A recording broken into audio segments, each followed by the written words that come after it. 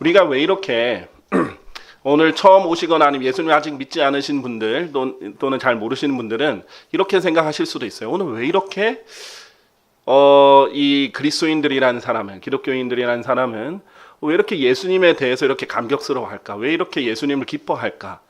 예수님 와주신 것에 인해서 이렇게 감격스러워할까? 또 이런 간증들을 통해서 또 이렇게 감사를 표현할까? 이런 생각이 드실 거예요. 그래서 오늘 제가 예수님이 어떤 분인지, 왜 우리에게 이렇게 중요한 분인지에 대해서 설명을 하려고 합니다.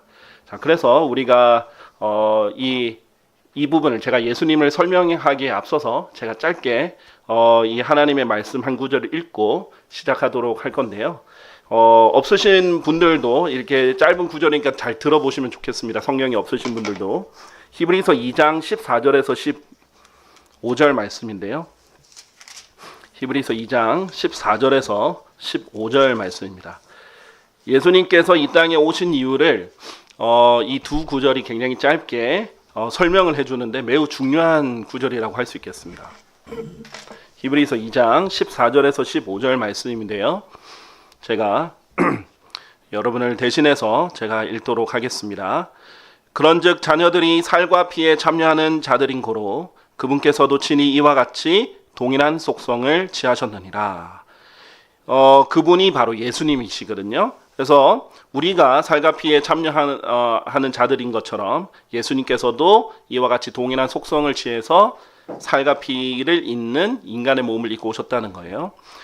이 말 자체가 예수님이 그냥 인간이 아니시라는 것을 보여주죠. 이는 그분께서, 예수님께서죠, 죽음을 통하여 죽음의 권능을 가진 자, 곧 마귀를 멸하려 하시며, 마귀가 죽음의 권능을 가진 자라고 성경을 말하고 있습니다. 그런데 예수님이 이 마귀를 멸하는 방법은, 죽음의 권능을 가지고 있는 마귀를 멸하는 방법은 죽음을 통해서 마귀를 멸하려는 거였다. 죽음의 권능을 가진 그 마귀를 이기려면 예수님께서 직접 죽으셔서 부활하심으로써 이 죽음의 권능을 가진 마귀를 이기신 거예요. 15절에 죽음을 두려움으로 인하여 자신들의 전생애 동안 속박되어 종속된 자들을 구출하려 하심이라. 이 죽음의 권능을 마귀가 꽉 쥐고 있는데 여기서부터 우리를 구출해 주려고 우리를 위해서 죽으시고 이 죽음에 속박되어 있는 자들을 하나님께서 구출해 주려 오셨다. 이렇게 얘기하십니다. 그래서 오늘 이 메시지는 예수님이 왜 우리에게 이토록 중요한 분인지 이 부분에 초점을 맞춰서 설명하고자 합니다. 시작하기 전에 제가 짧게 기도하겠습니다. 살아계신 주 하나님 아버지 감사합니다.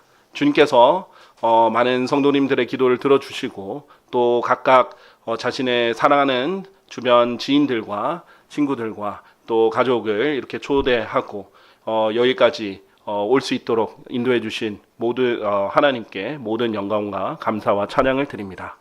주님, 이 시간 주님께서 특별히 임해 주셔서 주님의 그 능력 있는 말씀으로 하나님에 대해서 또 예수님에 대해서 또 구원에 대해서 복음에 대해서 얼마나 이 중요한지 또 무엇인지를 정확하게 잘 이해하고 가는 시간 될 수 있도록 도와주십시오. 그리고 단순히 머리로만 이해하는 것이 아니라 정말 마음으로 예수님을 믿고 받아들이는 그런 시간들이 될 수 있도록 도와주십시오. 주님께 모든 것을 부탁드립니다. 곧 다시 오실 주 예수 그리스도의 이름으로 기도드렸습니다. 아멘.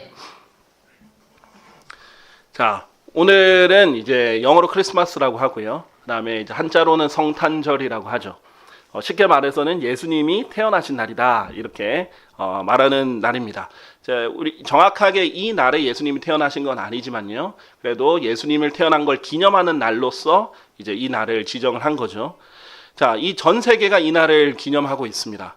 우리나라만 이것을 기념하는 게 아니죠. 우리나라뿐만 아니라 유럽, 미국, 캐나다, 남미 같은 국가들도 다 이 날을 대대적으로 기념합니다. 제가 말했던 유럽이나 미국, 캐나다나 남미 같은 경우에는 특히 몇 달 전부터 이 날을 계속해서 준비하고 기념하기도 하죠. 제가 직접 다 가봤던 곳들입니다. 제 눈으로도 직접 봤어요. 정말 이 날을 소중히 여기고 중요하게 여기고 준비를 많이 합니다. 심지어 이슬람 국가인, 이제 이슬람 국가는 기독교 국가가 아니잖아요. 그런데도 이슬람 국가인 이라크도 몇 년 전에 성탄절을 공휴일로 지정했고요. 레바논, 시리아 등의 대부분 이슬람 국가들도 성탄절을 기념합니다. 아주 이제 일부 이제 성탄절을 법으로 금지할 만큼 극단적인 국가 소수, 극단적인 국가 이제 극소수의 국가들을 제외하고 말이죠. 대표적인 게 이제 북한, 그 다음에 소말리아 이런 국가들입니다. 아주 극소수의 국가들 제외하고는 전 세계적으로 불교 국가든 아니면 이슬람 국가든 그 어떤 국가도 다 이날을 공통적으로 기념하죠. 그리고 이뿐만 아닙니다. 전 인류가 공통적으로 사용하고 있는 달력이죠. 우리가 지금 쓰는 달력이 서기 2024년입니다. 전 세계가 공통적으로 쓰는 이 달력 또한 예수님의 탄생을 기점으로 이 달력이 나눠졌어요. 그래서 우리가 기원 전, 기원 후라고 얘기하는 그 달력의 기준이 우리가 서기라고 2024년이라고 말하는 그 기준이 예수님의 탄생을 기점으로 만들어진 기준입니다. 자, 무엇이 사람들로 하여금 예수님의 탄생을 이처럼 중요하게 여기게 만들었는가? 그러니까 적어도 여러분 개인이 아니라 할지라도 세계적으로는 어쨌든 이것을 매우 중요하게 여긴다는 것은 부인할 수 없는 사실입니다. 전 세계가 누구의 탄생을 이렇게까지 중요하게 여기는 적이 없었죠. 뿐만 아니라 세상이 이토록 무엇인가를 공통적으로 이렇게 기념하는 날이 또 있을까 할 정도로 공통적인 날이기도 합니다. 자, 제가 결론적으로 일단 말씀을 드리자면요. 예수님의 탄생이 왜 이토록 전 세계에 이렇게 중요한 영향을 끼치냐면 오늘 제가 읽었던 구절처럼 예수님이 인류의 죽음 문제를 해결해 주시기 위해서 죽기 위해 태어나신 유일한 분이기 때문이에요. 자, 이 부분이 역설적이게도 예수님의 지금 탄생이 결국은 죽음을 위해서 태어나신 탄생인데 이 죽음의 문제를 해결하기 위해서 태어나셨다라고 말씀을 드립니다. 이 세상에 있는 모든 과학자들이 원하는 것이 뭐냐면 과학을 잘 발달시켜서 이 세상의 질병이나 죽음과 가난 등을 없애려고 하는 거예요.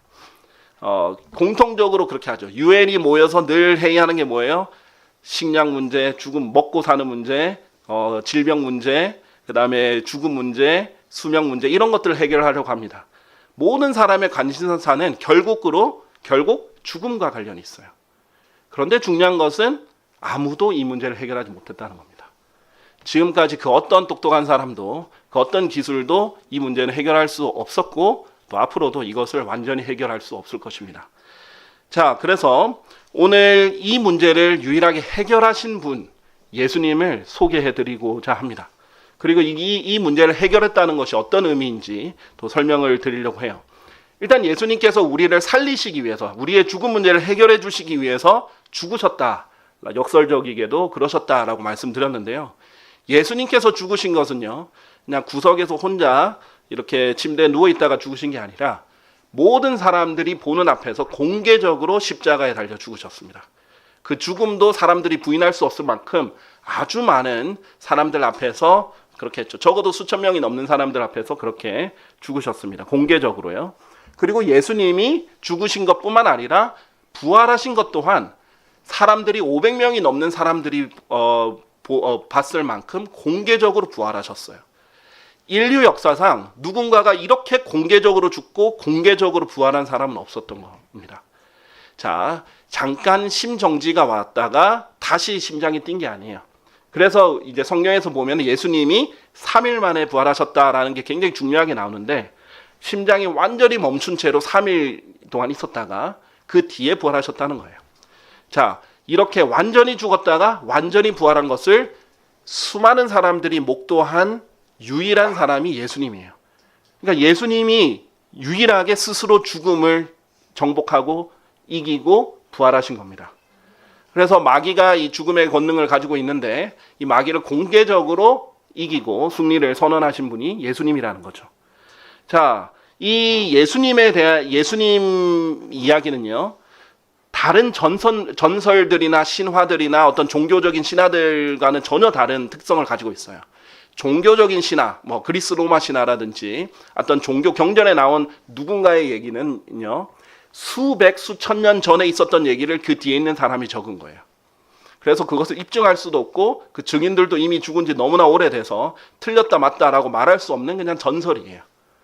그런데 예수님 얘기는 다릅니다. 예수님의 죽으심과 부활에 대한 얘기는 그 역사적 증인들, 바로 그 당시에 있던 사람들이 즉각적으로 기록하고 즉각적으로 전했던 역사적 사실이에요. 그렇기 때문에 여러분 수많은 종교들이 있고 그 종교들 중에는 허구도 많고 아니면 신화적 요소라든지 전설들도 많을 겁니다. 특히 뭐 알에서 누가 태어났다라든지 이런 요소들이 매우 많죠. 그리스 로마 신화에 보면 제우스가 그 아버지한테 삼켜졌다가 이렇게 나왔다든지 이게 누가 입증을 하겠어요?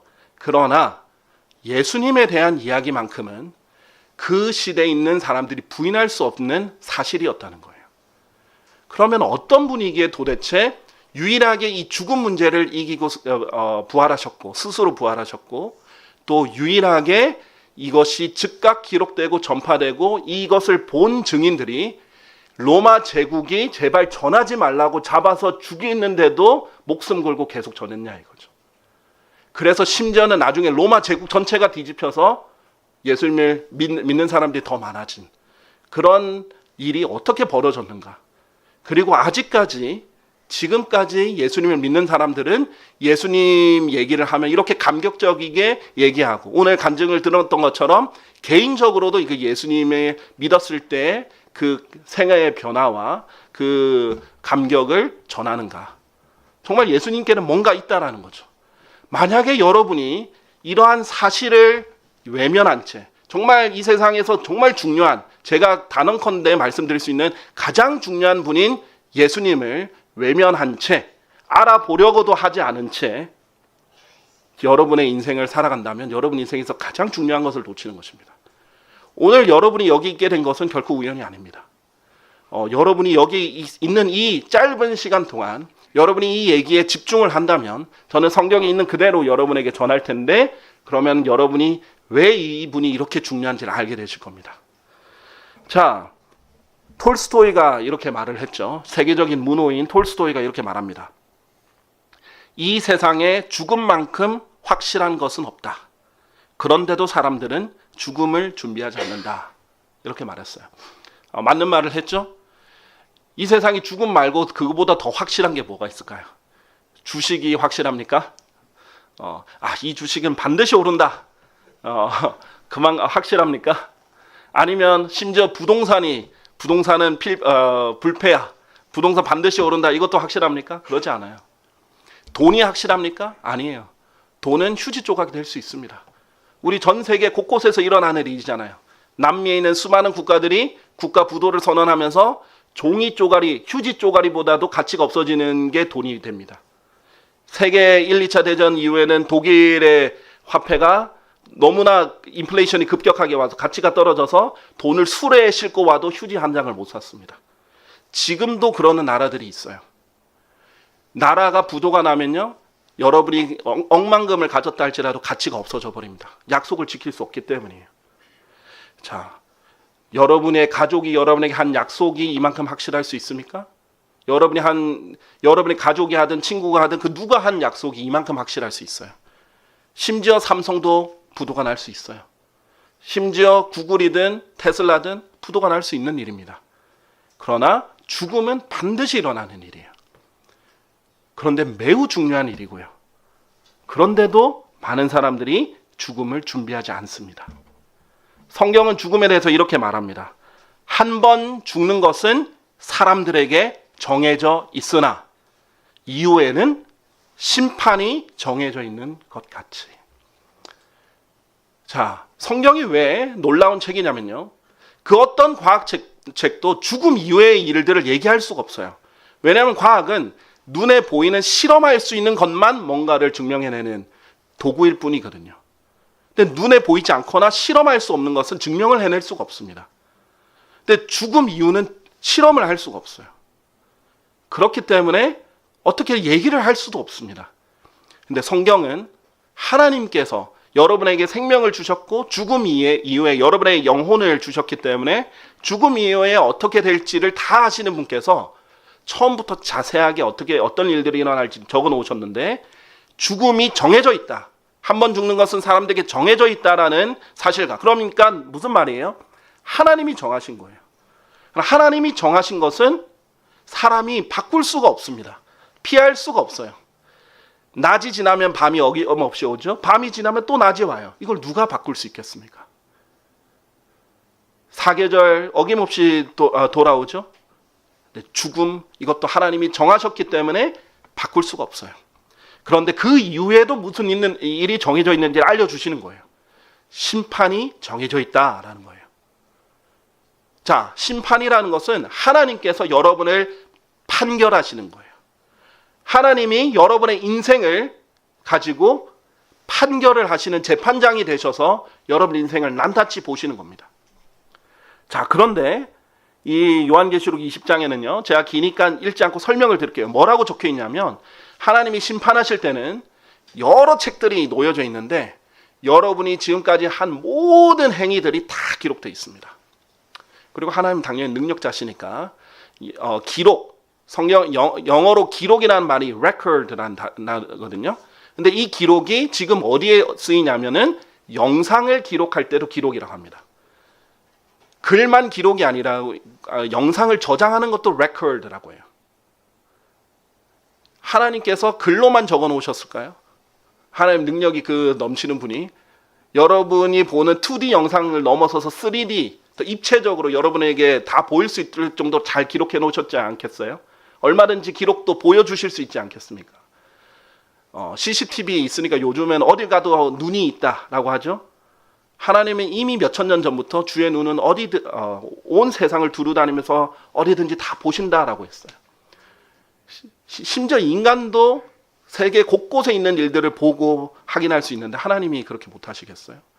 하나님께서 이 책들을 펼치시고 여기 있는 기록들을 다 보여주십니다. 그리고 그 사람이 했던 모든 행위들에 따라 심판하신다라고 했어요. 자, 여러분이 잘한 것도 있겠죠? 그런데 절대 이것만큼은 사람들에게 안 알려줬으면 좋겠다. 제발 이것만큼은. 이런 것들도 얼마나 많겠습니까? 그런 것들이 다 드러날 때 하나님이 그 죄들을 낱낱이 드러내고 심판할 때 누가 이 앞에서 하나님 저는 죄가 없습니다. 저는 아주 깨끗하고 거룩하고 무죄한 사람입니다. 라고 말할 수 있겠습니까? 그래서 하나님께서 이대로 심판을 하시는데 생명책에 이름이 기록되어 있지 않으면 어디에 던져진다라고 말씀하셨냐면 불의 호수 속에 던져진다. 그리고 거기서 영원 무궁토록 고통을 받는다라고 하셨어요. 자, 불이 얼마나 많으면요, 불의 호수입니다. 그 넓은 호수도 있죠. 제가 미국과 캐나다 국경을 지날 때 미국의 5대 호수들이 거기 다 있습니다. 그 호수에 가면은 진짜 바다 같아요. 왜냐하면 진짜 수평선이 보이거든요. 이 호수가 우리나라보다 더 큰 호수들이 있습니다. 그런 불로 가득 찬 호수들에서 영원히 잠겨서 고통당하면서 있는 겁니다. 자, 그러면 어떤 사람이 이 불의 호수 속에 던져지는가? 또 왜 이렇게 되는가? 자, 하나님께서 제일 싫어하는 것이 있는데 바로 죄입니다. 죄. 자, 생각해 보십시오. 여러분도 죄가 많잖아요. 거짓말도 해봤을 거고, 누군가를 미워도 해봤을 거고, 속여도 봤을 거고, 아니면은 욕도 해봤을 거고, 여러 가지 일들이 있을 겁니다. 여기 중에 이제 성인 중에 그런 걸 한 번도 안 해본 사람은 없겠죠. 자, 그런데 이런 똥 묻은 개가 겨 묻은 개 나무라 한다고 우리가 이렇게 많이 죄가 이렇게 듬성 묻어져 있는 사람도 극악한 죄를 보면 너무나 혐오스러워하고 경악을 합니다. 여러분 연쇄살인범이나 사이코패스처럼 남을 죽이고도 감정이 아무렇지도 않은 사람이거나 연쇄 강간범이거나 자기 부모를 죽인 사람이거나 이런 끔찍한 죄들을 보면 어때요? 그 사건을 듣는 것만으로도 밥이 목이 잘 안 넘어가고 이 사람을 보는 것만 해도 힘들 거고 이 형사들이 그런 사람들 보면 막 분노가 치밀어 오른다 그러죠. 당연한 거 아니겠어요? 그런데 더 많은 사람들이 공감하는 게 뭐예요? 그런 범죄자들이 사형을 안 받아요. 그런 범죄자들이 10년, 20년 뒤에 나와요. 사회 속에. 그래서 많은 사람들이 공분을 사고 있는 거죠. 왜냐하면 공통적으로 분노하기 때문이에요. 자, 그런데 오죽하면 우리까지도 그런데 너무나 깨끗하고 거룩하신 하나님께서, 죄가 없는 하나님께서 보시기에 이 죄들이 얼마나 더럽고 끔찍하고 역겨워 보이시겠어요? 그래서 성경에서는 하나님께서는 사악한 자에게 날마다 분노하신다라고 라고 돼 있어요. 우리도 분노하는데 하나님 안 분노하시겠어요? 하나님께서는 사람을 하나님의 형상대로 만드셨다 그랬어요. 우리도 감정이 있는데 하나님은 감정이 없으시겠어요? 하나님이 사랑만 하시는 것 같아요? 아니요. 하나님은 죄를 증오하시기도 합니다. 자, 누군가를 사랑한다면요, 당연히 무언가를 동시에 증오하는 거예요. 사랑과 증오는 동전의 양면과 같은 겁니다. 여러분이 누군가를 사랑하는 사람이 있어요. 그러면 이 사랑하는 사람을 해치려는 사람을 사랑하겠어요? 당연히 증오하죠. 이 사람에게 해를 끼친 사람을 증오하게 되는 거예요. 여러분이 누군가를 사랑한다면 이 누군가가 이 사람을 빼앗으려고 할 때 당연히 분노하게 되는 거죠. 마찬가지입니다. 하나님께서는 또한 성경에 죄인들 위해 하나님의 진노가 그 위에 거한다라고 말씀하셨어요. 하나님이 정말 분노하시는 것은 무엇이냐? 죄입니다. 이 죄 가운데 전쟁도 나는 것이고 강간도 일어나는 것이고 이 죄라는 이름 안에서 살인도 일어나는 것이고 방화도 일어나는 것이고 온갖 고통들이 이 죄에서 나오는 것이에요. 하나님이 선하고 의로운 것은 사랑하시지만 죄는 굉장히 싫어하시는 거예요. 그래서 하나님께서 이 죄인들이 갈 곳을 뭐라고 하셨는가? 지옥이라고 하셨어요. 사악한 자들은 지옥으로 돌려질 것이요. 아까 그 불의 호수에 던져진다 그랬죠? 지옥의 최종 장소입니다. 거기서 영원히 불타는 곳이에요. 그런데 이 지옥이 어떤 곳인지 예수님이 오셔서 아주 세부적으로 얘기하셨어요. 성경 곳곳에 나와 있는데 예수님께서 특별히 더 많이 알려주셨습니다. 어떤 곳이냐면요, 그곳 지옥에는 그들의 구더기도 죽지 않고 불도 꺼지지 아니하느니라 했어요. 불도 꺼지지 않고 계속 타는 곳, 그리고 구더기조차 죽지 않는 곳, 그리고 이제 나중에 이거는 짧게 설명드리겠지만 그들의 구더기도 죽지 않는다라고 얘기를 했는데 이 사람들이 구더기가 되는 곳, 뒤틀려 버리는 곳, 너무 뜨거워서 그 영혼조차 뒤틀려 버리는 곳, 그런 끔찍한 곳이 지옥입니다. 그 외에도 밤낮 쉼을 얻지 못한다, 울며 이를 갈고 있다, 그리고 하루 이틀 100년 1000년이 아니라 영원 무궁토록 고통을 받는다 등 아주 끔찍한 곳이 바로 이 지옥입니다. 하나님께서 정말 죄를 얼마나 증오하시냐면 이렇게까지 죄인들을 갈 곳을 지옥이라 해놓으신 거죠. 그러면 어떤 사악한 자들이 이 지옥에 갈까요? 자, 성경은 바로 이 죄인이 저와 여러분이라고 하셨어요. 모든 사람이 죄인이라고 하셨습니다. 로마서 3장 10절은 의로운 자는 없나니 없도다, 한 사람도 없도다. 하나님 기준에서는요, 의로운 사람이 없다, 단 한 명도 없다. 심지어는 선을 행하고 죄를 짓지 아니하는 의인이 땅 위에 한 명도 없다라고 했어요. 여러분, 그 어떤 사람이 선을 행하고 나서 죄를 짓지 않는 사람이 있습니까? 다 죄를 지어요. 한 번도 죄를 짓지 않는 사람이 있을 수가 없죠. 성경은 또한 모든 사람이 죄를 지었기 때문에 하나님의 영광에 이르지 못한다라고 하셨어요.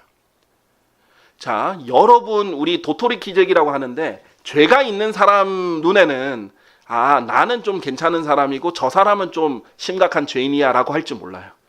하나님 눈에 봤을 때는 진짜 도토리 기적입니다. 다 죄인이에요.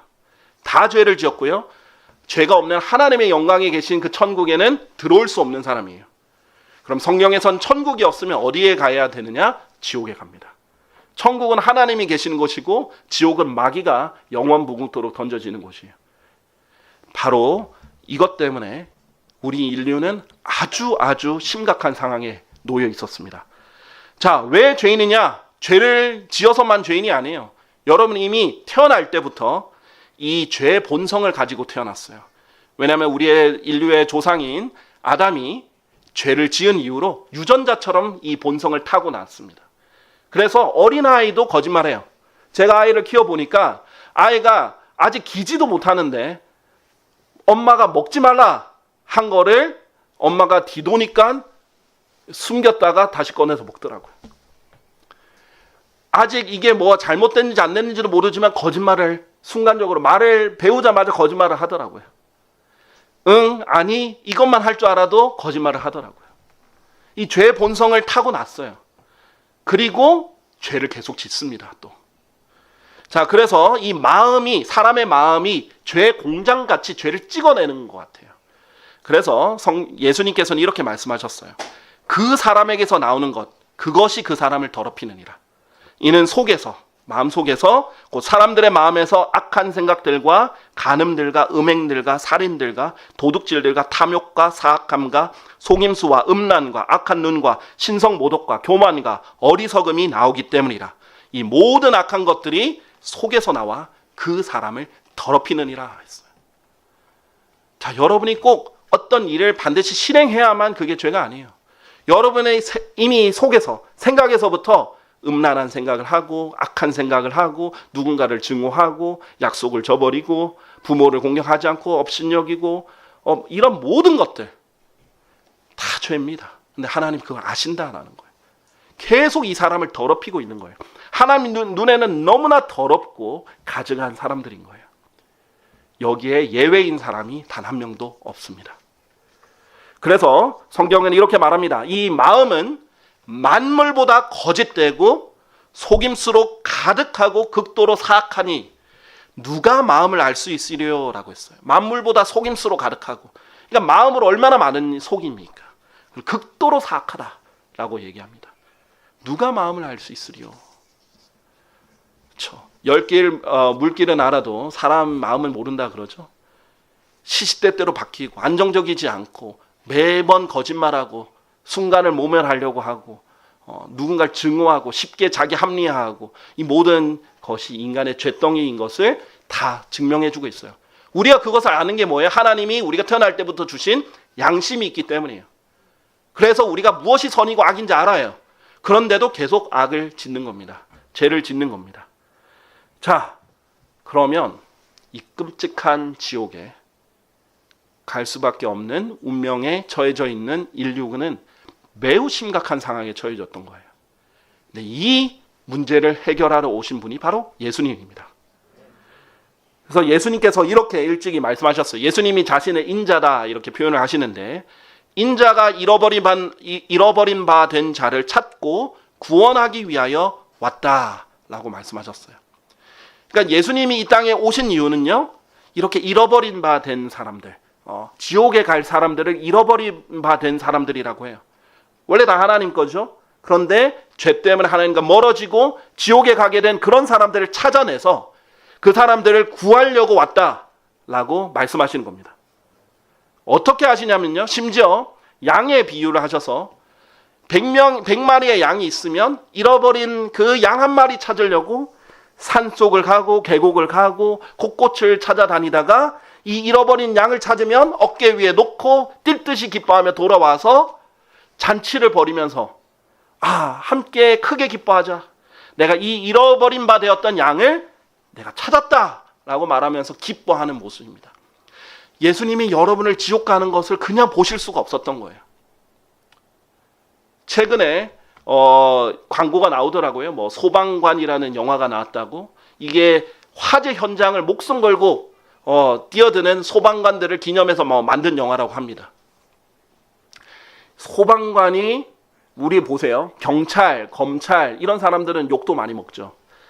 훌륭한 분들인데, 군인도 훌륭한 분들인데 욕을 먹기도 많이 먹습니다.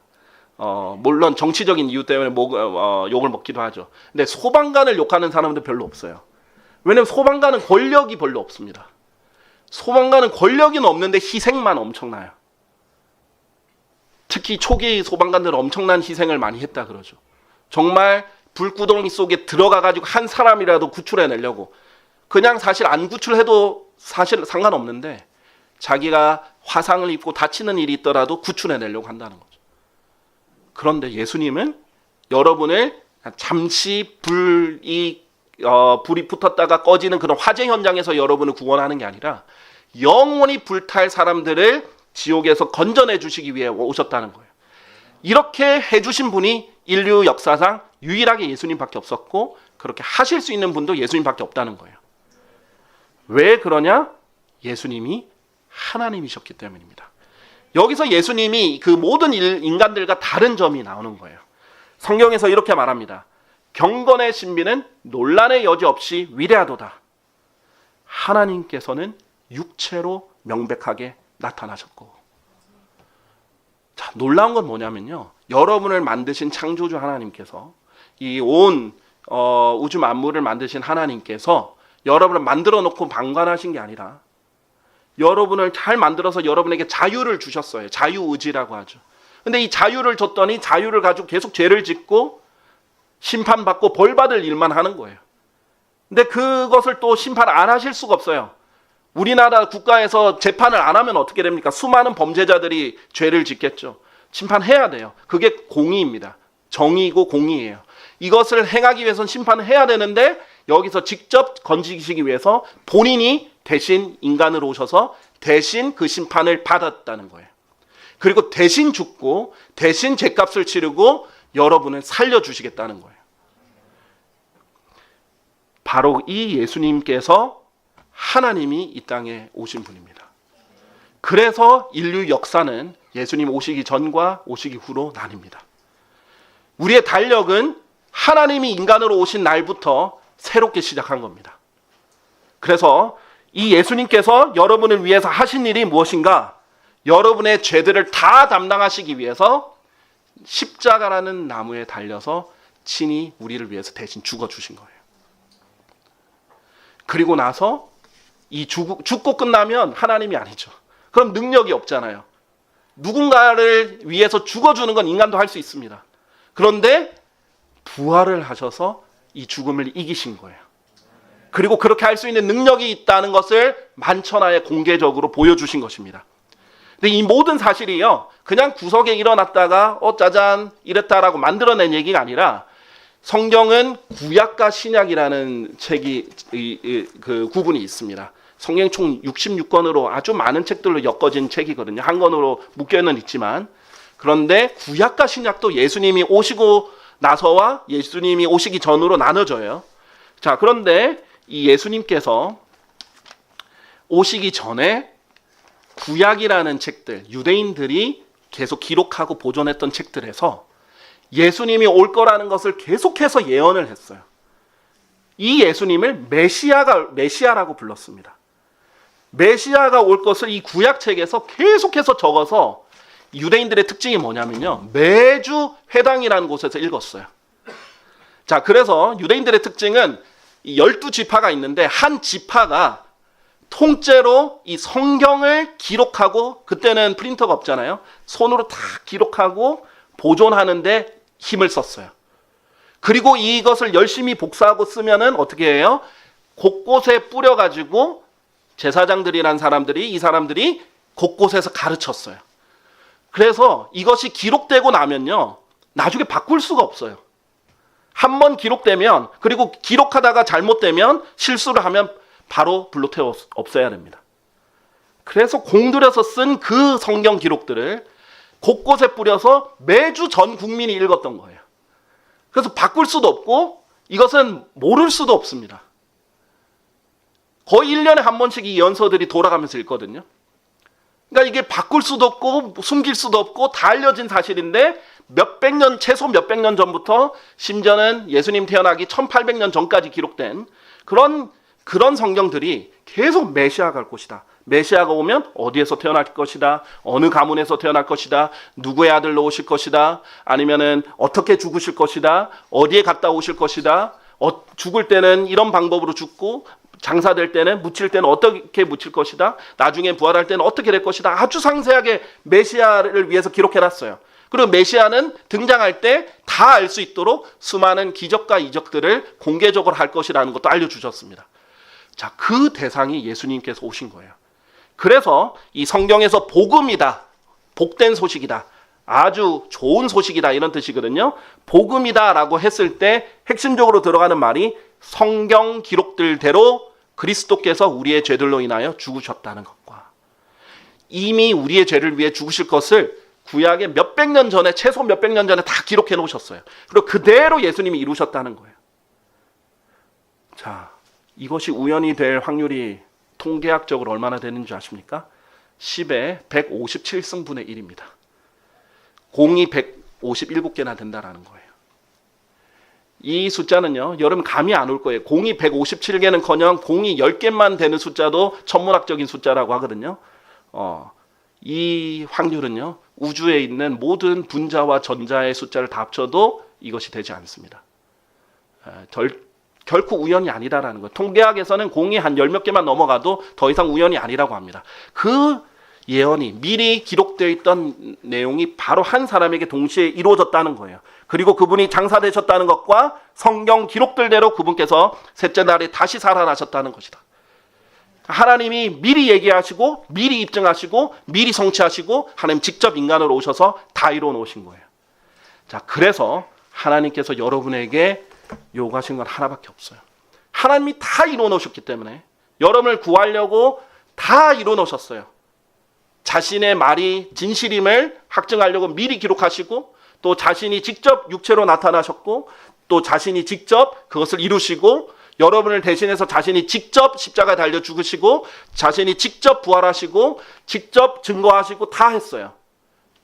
이제 여러분에게 요구하는 건 하나뿐입니다. 이 사실을 믿고 받아들이기만 하면 하나님께서 이 지옥에 가지 않고 천국에 갈 수 있는 구원이라는 선물을 값없이 주는 거예요. 선물이에요. 오늘도 여러분 여기 왔을 때 저희가 돈을 요구했나요? 제가 막 바구니 들고 다니면서 헌금 내라고 했나요? 아니잖아요. 아무것도 요구하지 않습니다. 저희는 선물만 준비했어요. 저는 여기 처음 보는 분들도 계십니다. 그런데 뭐 때문에? 사랑하기 때문에. 예수님이 저를 그것보다 훨씬 더 많이 사랑해 주셨기 때문에 저도 여러분을 사랑하기 위해서 선물을 준비했던 거예요. 하나님은 여러분을 너무나 사랑하셔서 선물로 값없이 주려고 자기가 다 이뤄놓고 이것을 선물로 제시하고 믿고 받아들이기만 하라, 이렇게 얘기하시는 겁니다. 그래서 하나님이 이렇게 약속하십니다. 주 예수 그리스도를 믿으라. 그리하면 너는 구원을 받을 것이라. 어디서 구출받는 거예요? 영원한 지옥에서 구출받는 겁니다. 누가 그렇게 할 수 있습니까? 대통령도 못합니다. 과학자도 못해요. 그 어떤 똑똑한 사람도 IQ가 300이 되든 상관없습니다. 못해요. 예수님만 하실 수 있었던 겁니다. 그래서 아직도 전 세계가 이 예수님의 탄생을 기념하는 거예요. 자, 성경에서 이렇게 말합니다. 내가 문 앞에 서서 두드리노라. 예수님의 말이에요. 문 앞에 서서 두드린대요. 지금 여러분에게 이 말씀이 전달되는 것은 우연이 아니에요. 이 말씀이 전달되는가 동시에 예수님께서 여러분의 마음을 두드리십니다. 누구든 나의 음성을 듣고 문을 열면 나는 그에게로 들어갈 것이라. 이것을 예수님을 받아들인다, 또는 한자로는 영접한다, 이렇게 얘기를 하는 거예요. 자, 그래서 지금 이 음성을 오늘 찬양도 있었지만은 피하거나 거절하거나 미루거나 이렇게 했을 때 두 번 다시 이런 똑같은 기회가 있을 거라고는 생각지 않으시는 게 좋습니다. 그러지 않을 수 있어요. 하나님이 오늘 여러분에게 이 인류에게 가장 중요한 이야기를, 중요한 문제를 여러분에게 주신 거예요. 여러분이 죽고 사는 문제 중요하다고 하죠? 근데 이것은 영원히 달린 문제입니다. 이거보다 더 중요한 문제는 없어요. 그래서 성경은 이렇게 얘기를 합니다. 야고보서에서 이렇게 말하는데, 너희가 내일 일어날 일을 모르는도다. 그런즉 너희의 인생이 무엇이냐? 그것은 바로 잠시 나타나다가 그 뒤에 사라져버리는 안개니라 라고 했어요. 내일 일어날 일을 모른다라고 하셨어요. 오늘 기도하시는 형제님도 이렇게 말을 했죠. 10초 뒤에 일어날 일도 모른다. 그렇죠. 맞아요. 수많은 사건, 사고들 보면요, 자기가 그렇게 될 줄 알고 사고를 당했던 사람은 아무도 없습니다. 정말 순간적으로 일어나는 것들이에요. 오늘 자다가도 하나님이 숨을 거다가 하시면 오늘 끝이에요. 꼭 7, 80대만 죽는 거 아니잖아요. 20대도 죽습니다. 30대도 죽습니다. 10대도 죽어요. 하나님이 숨을 거둬가시면 끝인 거예요. 그런데 마냥 자기는 언제든지 계속 살 것처럼, 영원히 살 것처럼, 내일도 죽을 수 있고 오늘도 죽을 수 있고 언제든지 죽을 수 있는데, 태어난 거는 좀 빨리 태어나고 태어난 건 좀 늦게 태어나도 얼마든지 빨리 죽을 수도 있는 건데, 이만큼 확실한 문제를 해결책 없이 살고 있는다는 것 자체가 아이러니한 일이에요. 정말 지혜는 뭐냐면요, 이 가장 확실하고 가장 중요한 문제의 해결책을 갖고 사는 겁니다. 그래서 이 안개와 같은 인생, 내일도 모르는 인생에 있어서 항상 불안하고 어떻게 될 줄 모르고 아무런 보장도 없고 이렇게 사는 것이 아니라, 이미 인류의 베스트셀러인 성경이, 하나님께서 친히 기록한, 직접 기록한 유일한 책인 성경이, 유일하게 하나님이 기록되었다는 것이 입증된 책인 성경이 여러분에게 약속한 그대로 예수님을 자신의 구원자로 믿고 받아들이면 되는 겁니다. 하나님께서 약속하셨어요. 그분께서는 그분을 받아들인 자들에게 다 하나님의 아들들이 되는 권능을 주셨으니 곧 그분의 이름을 믿는 자들에게니라. 여러분이 예수 그리스도라는 그분을 믿고 받아들인다면 그 이유 하나만으로, 여러분이 나이가 많든 적든, 돈이 많든 적든, 지위가 어쨌든 그런 것은 전혀 상관없이 그 이유 하나만으로 여러분은 절대 죽어서 지옥에 가지 않을 수 있습니다. 여러분이 아무리 그 어떤 죄를 지었다 할지라도 지금 예수님께로 돌이켜서 나오면 여러분은 지옥에 가지 않고 구원받으실 수 있습니다. 이 일은 바로 성경에 기록된 대로 예수님을 통해서만 가능한 겁니다. 그리고 구원을 받았어요. 예수님 믿었어요. 그럼 또 죄를 지으면 또 지옥에 가는가? 절대 그렇지 않습니다. 죄를 지으면 반드시 자백하고 또 돌이켜야 되고 또 그것을 잘못한 사람에게 사과도 해야 되고 다 해야죠. 그걸 하지 말라는 게 아니에요. 그러나 여러분은 여전히 지옥에 가지는 않습니다. 왜냐하면 하나님의 사랑을 이미 받았기 때문이에요. 이것이 영원히 보장되는 겁니다. 이 구원이라는 것이 영원히 보장되는 건데, 하나님께서 뭐라고 하셨냐면, 내가 확실하게 되기 때문이니 곧 죽음이나 생명이나 천사들이나 정사들이나 권능들이나 현재의 것들이나 다가올 것들이나 높음이나 깊음이나 어떤 다른 창조물이라도 그리스도 예수 우리 주 안에 있는 하나님의 사랑으로부터 우리를 분리시킬 수 없으리라. 여러분이 지금 현재 있는 일들이든 앞으로 있을 일들이든, 그것이 죽음이 됐든 그것이 생명이 됐든, 그것은 천사들처럼 초자연적인 존재가 됐든 마귀가 됐든, 그 어떤 존재도 그 어떤 일도 하나님의 사랑을 한번 받아들인 사람들에게서 여러분을 분리시킬 수 없습니다. 근데 이 모든 것이 얼마입니까? 공짜입니다. 세계 최대 재벌들이 5년만 더 사는 것에 몇 조 원도 아낌없이 투자해요.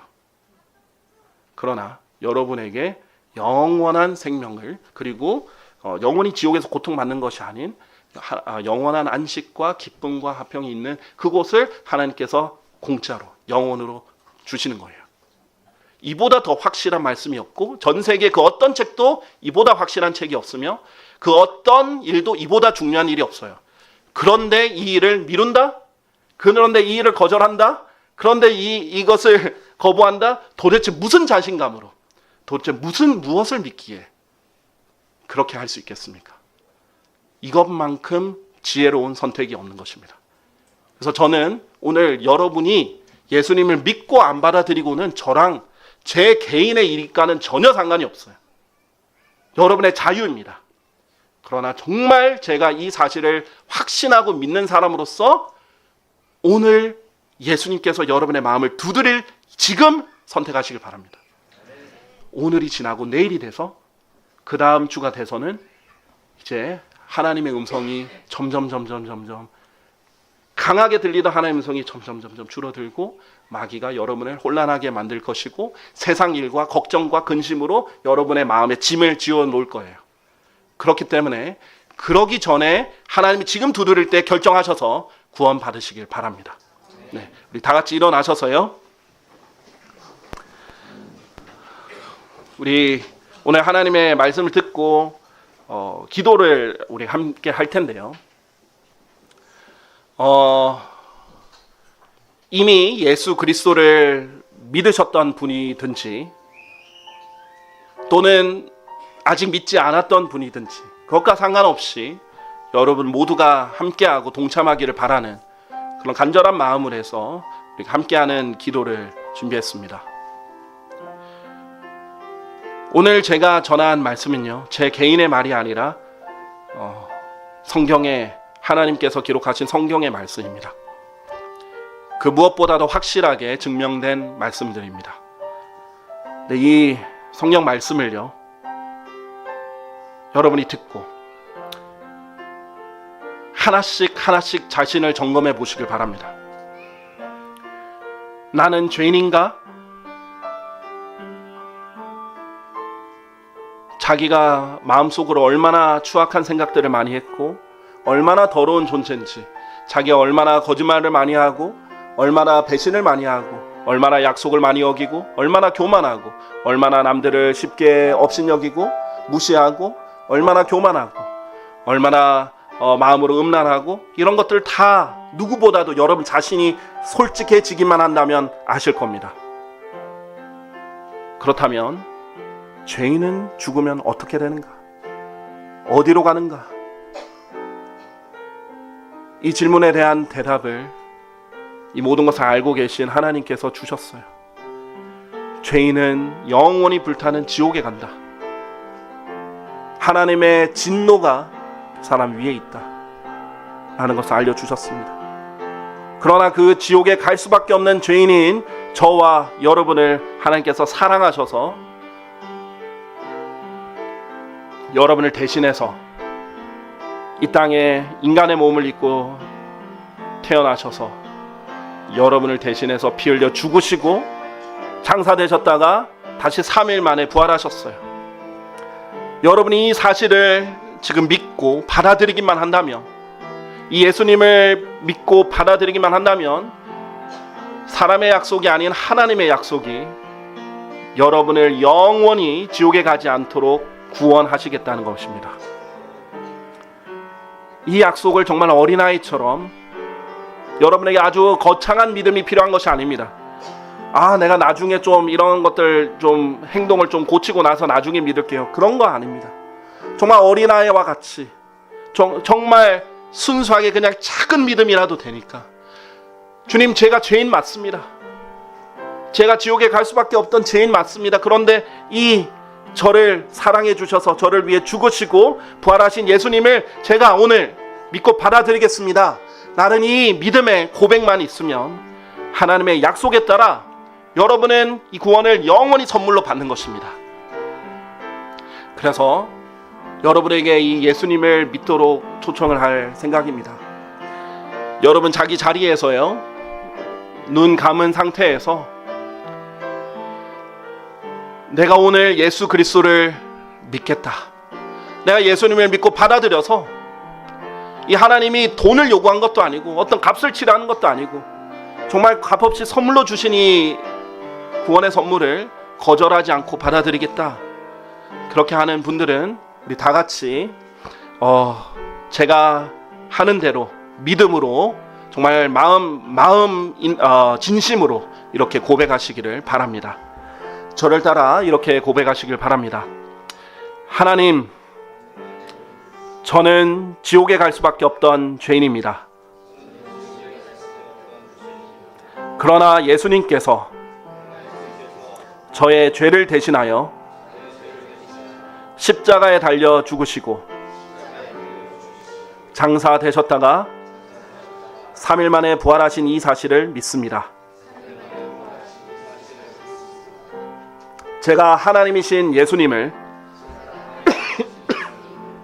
나의 구원자로 믿고 받아들이오니 저를 지옥에서 구원해 주십시오. 저를 구원해 주셔서 감사합니다. 예수님의 이름으로 기도했습니다. 아멘. 아멘.